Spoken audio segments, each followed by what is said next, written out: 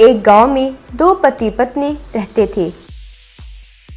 पति का नाम राजेश और पत्नी का नाम लैला था।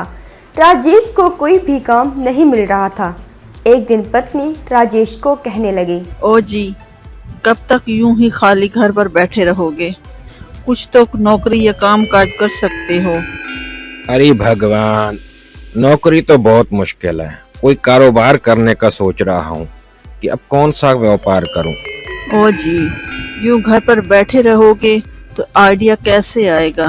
यूं खेत में जाकर या बाहर घूमने जाओगे तो विचार आएगा ना। राजेश उस दिन खेत में चल रहा था तो देखा कि कुछ किसान वहां दुखी बैठे हुए थे। राजेश वहां जाकर, अरे क्यों भाई लोग, क्यों परेशान बैठे हो? क्या समस्या है आपकी?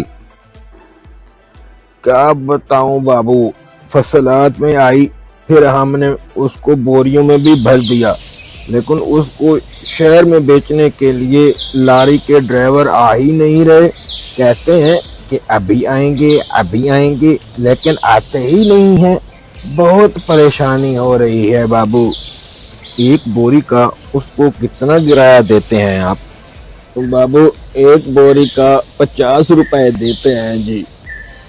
तुरंत राजेश को एक उपाय सूझा। उसने घर जाकर अपनी पत्नी को आइडिया सुनाया तो पत्नी को आइडिया बेहद पसंद आया। जल्दी से उन्होंने एक ट्रैक्टर खरीदा। अगले दिन राजेश ट्रैक्टर लेकर किसानों के पास गया।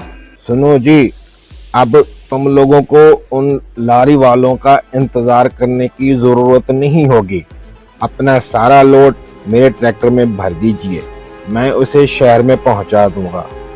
उन्हें जितने पैसे दे रहे थे उतने ही मुझे दे दीजिएगा। किसान खुश होकर अपना लोड ट्रैक्टर पर चढ़ाकर राजेश को पैसे दिए। इस तरह राजेश ने फसल को ट्रांसपोर्ट करना शुरू कर दिया। कुछ ही समय में बहुत सारे पैसे कमा लिए।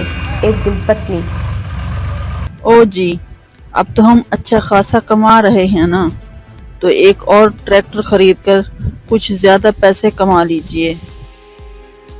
राजेश अगले दिन किसानों के पास जब लोड चढ़ाने जा रहा था तो रास्ते में वो सोच रहा था, हाँ, मैं ट्रैक्टर खरीद कर किसी और को तनख्वाह देने से अच्छा है कि मैं ही डबल लोड चढ़ाकर ज्यादा पैसे कमा लूं।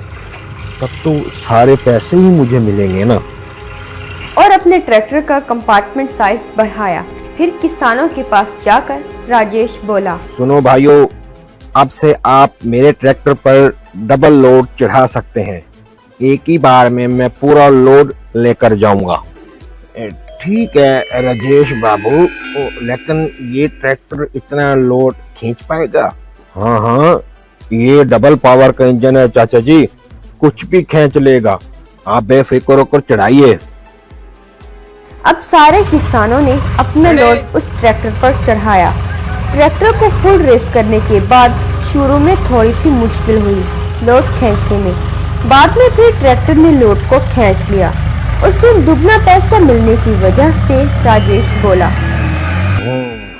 दुगने किया, अब 3 गुना पैसे आने चाहिए।